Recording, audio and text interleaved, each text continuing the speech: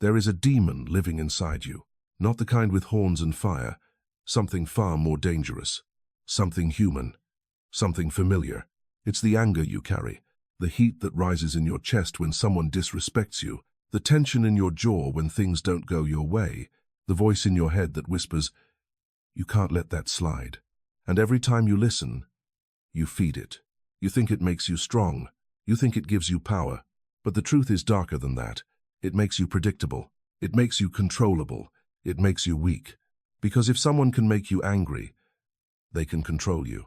If you're watching this right now, there's a part of you that already knows this, a part of you that has lost control before, said things you regret, made decisions in the heat of the moment that cost you more than you expected. And here's the truth no one tells you.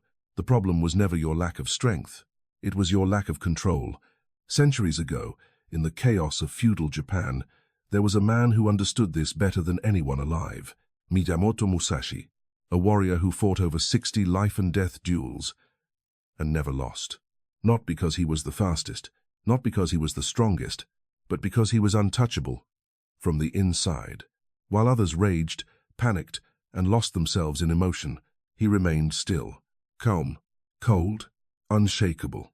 He didn't eliminate anger, he mastered it. And in this video, you're going to learn how.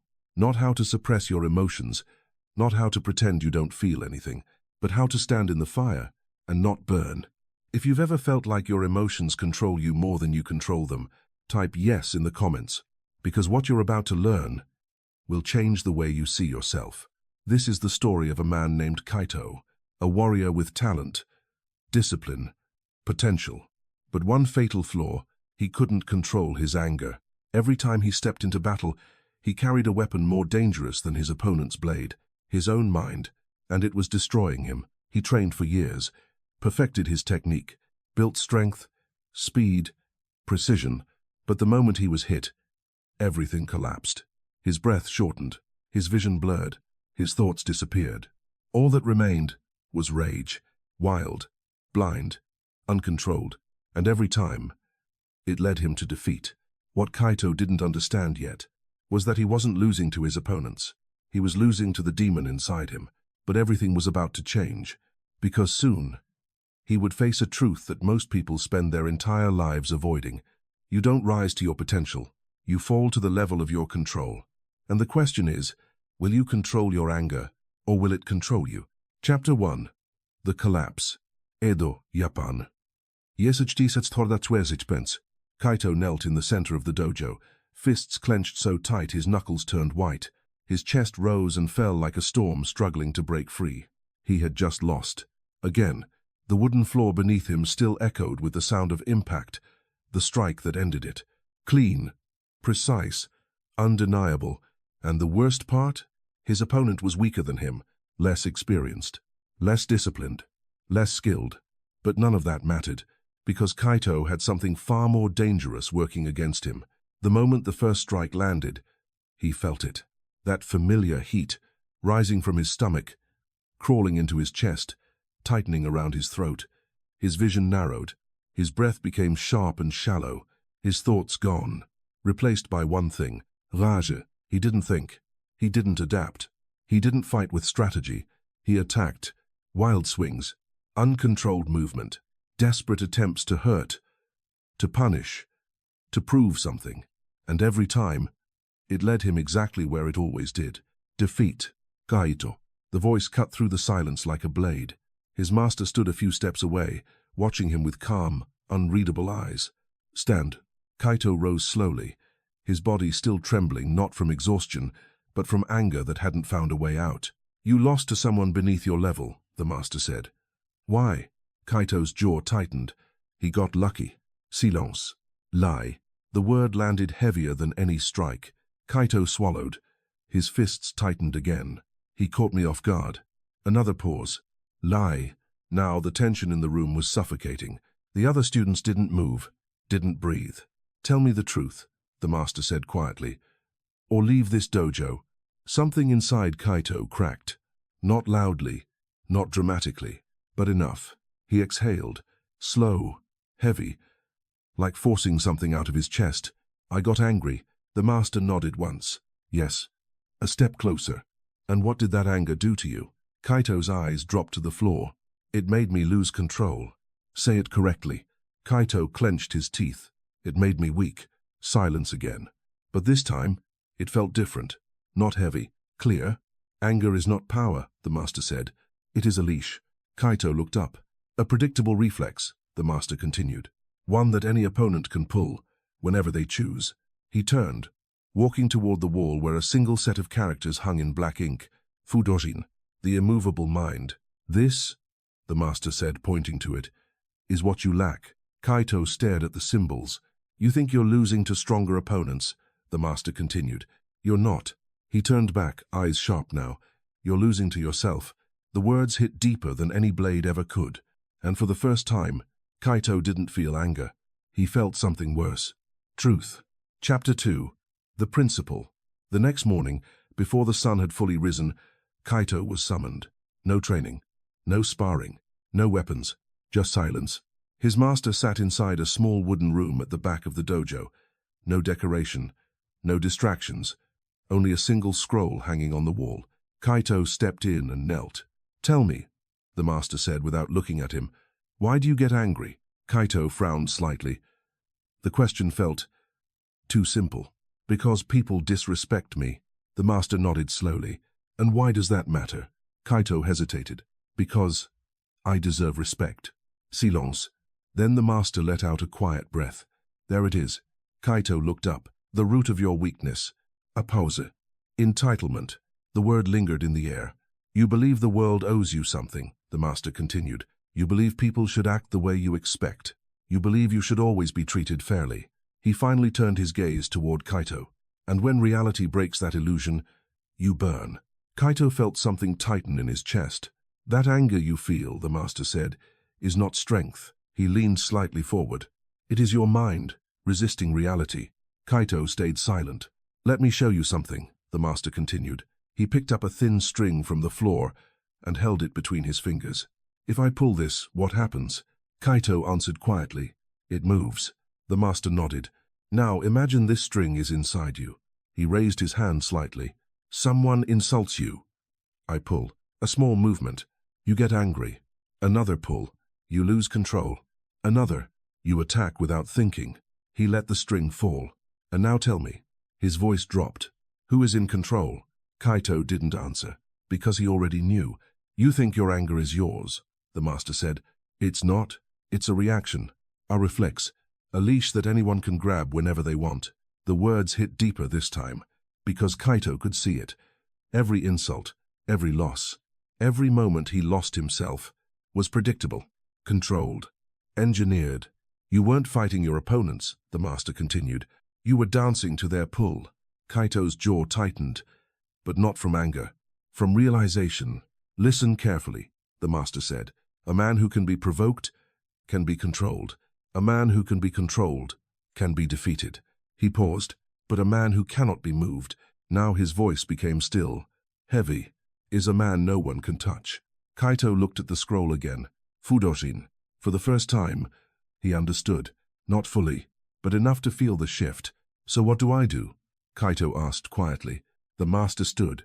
You don't destroy anger. He walked past Kaito. You outgrow it. Oppose it. And that begins by seeing it for what it truly is. Kaito remained there long after the master left, staring at the empty space where the string had been, and for the first time in his life, he questioned something he had always trusted, his own emotions. Chapter 3. The Training. The training did not begin with a sword. It began with discomfort. You want to control anger? The master said. Then first, you must understand where it comes from. Kaito stood in the cold morning air, barefoot on damp ground behind the dojo. You will sleep outside, the master continued. No blanket, no fire, no comfort. Kaito frowned slightly. For how long? 7 days. That night, the cold felt unbearable. The ground was hard. The wind cut through his clothes. Every part of his body screamed for relief. His mind whispered, this is pointless. You deserve better. Go inside. And that's when he saw it. Not anger, but the seed of it. Expectation. The belief that things should be easier, warmer, more comfortable. By the third night, something shifted. The discomfort didn't disappear, but the resistance did, and with it, a layer of anger vanished. Week 2 began without warning. Kaito entered the dojo, and the insults started immediately. Still losing to beginners? Maybe you should quit. Or is anger your only skill? Laughter followed. His fists tightened. The heat rose again. That familiar surge. But this time, he didn't react. Stand still, the master said calmly. Say nothing. Kaito's breathing grew heavier. Every word felt like a strike. Every insult, a trigger. But he stayed. Silent. Watching. Observing. Minutes felt like hours. But something strange happened. When he didn't respond, the insults lost their power. The laughter faded. The energy shifted. By the end of the week, Kaito could stand in the center of the room while others mocked him, and feel nothing. Not because the words stopped, but because he stopped giving them meaning. Week 3 was different. Darker. Sit, the master said at dawn. Kaito obeyed. Close your eyes. A pause. Now imagine your death. Kaito's breath caught. See it clearly, the master continued. Your body, lifeless. Your breath, gone. Everything you are, finished. At first, fear surged. His chest tightened. His mind resisted. But the master's voice remained steady. Do it again tomorrow, and the next day, until death no longer scares you. Days passed. Then something changed. Death became quiet. Not terrifying, not emotional, just inevitable. And in that realization, everything else shrank. Insults, disrespect, ego, all of it, suddenly small. What is a harsh word, the master said one morning, to a man who has already accepted death? Kaito opened his eyes slowly. For the first time, he felt space between himself and his reactions. Anger still appeared, but it no longer controlled him. It was just there, like a cloud passing through the sky, and for the first time in his life, he didn't chase it, he didn't fight it, he simply watched it and let it pass. That was the moment the training truly began. Chapter 4. The Science of Control. That evening, the dojo was silent. No sparring, no movement, only the sound of slow breathing as the students sat in a circle. Kaito sat at the front, different now, not calm, but aware. The master stepped forward. What you've learned so far, he said, is discipline. A pause. But now, you will understand why it works. He looked at each student, then continued. Your mind is not one thing. It is a battlefield. Kaito's eyes narrowed slightly. There are two forces inside you, the master said. One ancient, one modern. He tapped his temple lightly. The first is the part that reacts. Anger, fear, rage. It is fast, automatic, unthinking. He paused. And it is not your ally. Kaito felt the truth of that immediately. That part, the master continued, is what takes over when you lose control. It does not care about strategy. It does not care about consequences. It only cares about survival and dominance. He took a step closer. When you feel anger rise, that is this system activating. Kaito remembered every moment. The heat, the tunnel vision, the loss of clarity. Yes, he thought, that's exactly what it feels like. The second force, the master said, is slower, quieter, stronger, if trained. He pointed again to his head. This is the part that observes, that chooses, that decides who you become in each moment. Kaito leaned forward slightly. This is where control lives. A long silence followed. Then the master spoke again. When anger takes over, this part shuts down. You don't lose because your opponent is better. You lose because you disappear. The words hit hard, because Kaito had felt that. That moment when he wasn't thinking anymore, wasn't choosing, wasn't even there, just reacting. A warrior who reacts is predictable, the master continued. A warrior who observes is dangerous. He walked slowly around the room. The greatest warriors understood this long before we had words for it. They trained not just their bodies, but their awareness. He stopped behind Kaito. When you paused instead of reacting, when you watched instead of attacking, you activated the part of your mind that gives you power. Kaito's breathing slowed. So, control isn't about stopping anger, he said quietly. The master nodded. No, it is about not surrendering to it. A pause. Anger will come, always. But whether it controls you He stepped back into view. Is a choice. The room was completely still now. No one moved. No one spoke. Because something deeper than technique had just been understood. Not perfectly. Not completely. But enough. Kaito closed his eyes for a moment. He could feel it now. That space. Between stimulus and response. Small. Fragile. But real. And in that space, for the first time, he felt power. Not the loud, explosive kind, but something quieter. Something controlled. Something that didn't need to prove anything. When he opened his eyes again, he wasn't the same person who had walked into that room, and the master saw it. Good, he said softly. Now, you are ready to fight without losing yourself. Chapter 5. The First Transformation. 3 months passed. Not quickly, not easily, but completely. Kaito stood in the center of the dojo once again. Same wooden floor, same walls, same watching eyes. But something was different. This time, he wasn't here to prove anything. Across from him stood Daichi, the same opponent who had defeated him before. Stronger? No. More skilled? No. But before, that hadn't mattered. Because before, Kaito had been fighting himself. Begin. The sound echoed. Daichi moved first. Fast. Aggressive. Familiar. The strike came clean, aimed directly at Kaito's shoulder. And it landed. A sharp impact. The exact moment that used to break him. The exact moment everything used to fall apart. And there it was again. That spark. That heat rising from deep inside. The beginning of anger.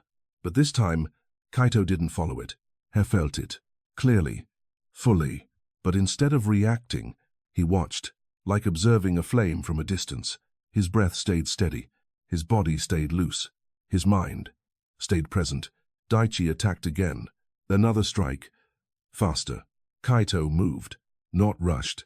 Not desperate. Precise. He stepped aside. Redirected. Countered. No wasted motion. No tension. Just response. The fight continued. But something had changed. Kaito wasn't trying to win. He wasn't trying to prove anything. He wasn't even thinking about the outcome.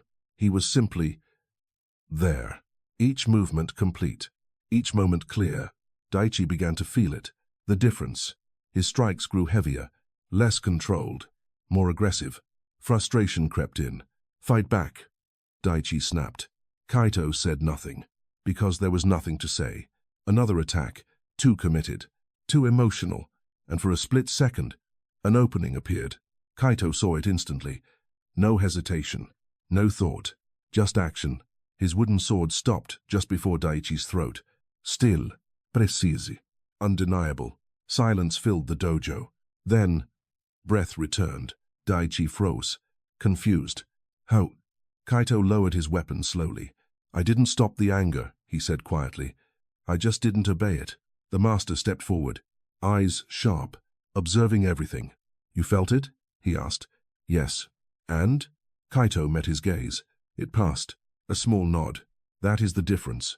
The master turned to the others. Most men think strength is control over others. He paused. But true strength, his voice lowered, is control over yourself. Kaito stood there, calm, not proud, not excited, just steady. For the first time in his life, he had faced the same trigger and remained unchanged. The demon had spoken, and he had refused to listen. This was not mastery, not yet, but it was something just as important. Proof. Proof that the chain could be broken. Proof that the fire could burn, without consuming him. And as Kaito stepped back from the center of the dojo, he understood something deeply. The battle was never outside. It never was. It had always been here, inside. And for the first time, he was winning. Chapter 6. The Deep Training. The master did not congratulate Kaito. He did not praise him, did not reward him. Instead, the very next morning, he gave him a new command. You're leaving. Kaito looked up. Where? The mountain temple. A pause. You've learned to control anger in battle, the master continued. Now you must learn to control it in life. 2 days later, Kaito stood at the base of Mount Koya.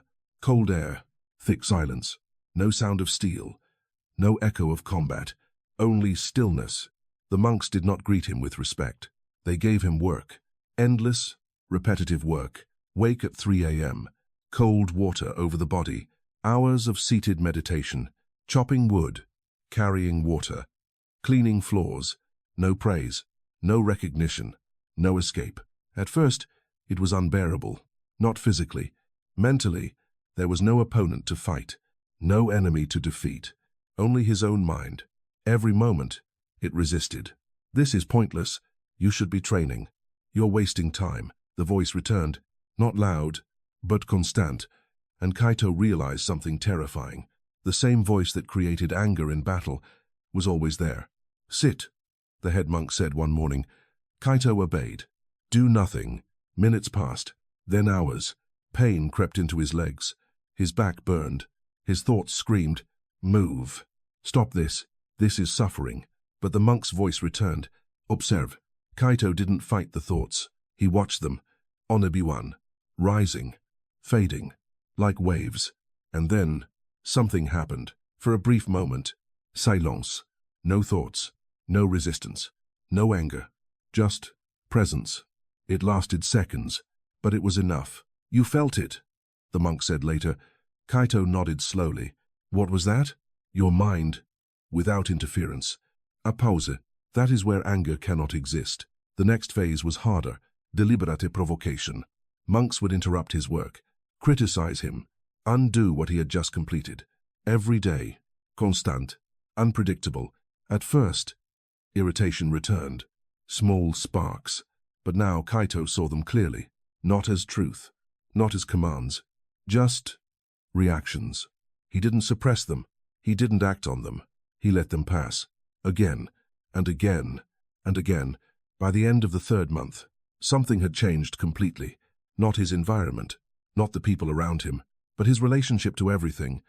Nothing needed to be different, for him to remain still. One evening, the monk asked, "What can disturb a man who expects nothing?" Kaito thought carefully. Nothing. The monk nodded. Then you are ready. Kaito stood at the edge of the mountain the next morning, looking down at the world below. The same world, the same chaos, the same provocations waiting for him. But he was no longer the same man. Because now, the battle wasn't about controlling others, or controlling situations. It was about something far more powerful, not being moved at all. Chapter 7. The Final Test. Kaito returned from the mountain, changed. Not stronger, not faster, but quieter. There was no tension in his movements, no urgency in his breath, just stillness. For a few days, everything felt distant. The noise of the world no longer reached him the same way. The small irritations that once triggered him passed without resistance. And then, life tested him, without warning, without mercy. A messenger arrived at the dojo just before sunset, his face pale, his voice shaking. Kaito, a pause. Your brother is dead. Silence. Not the kind that fills a room, the kind that empties it. Kaito didn't move, didn't speak, but inside, something exploded.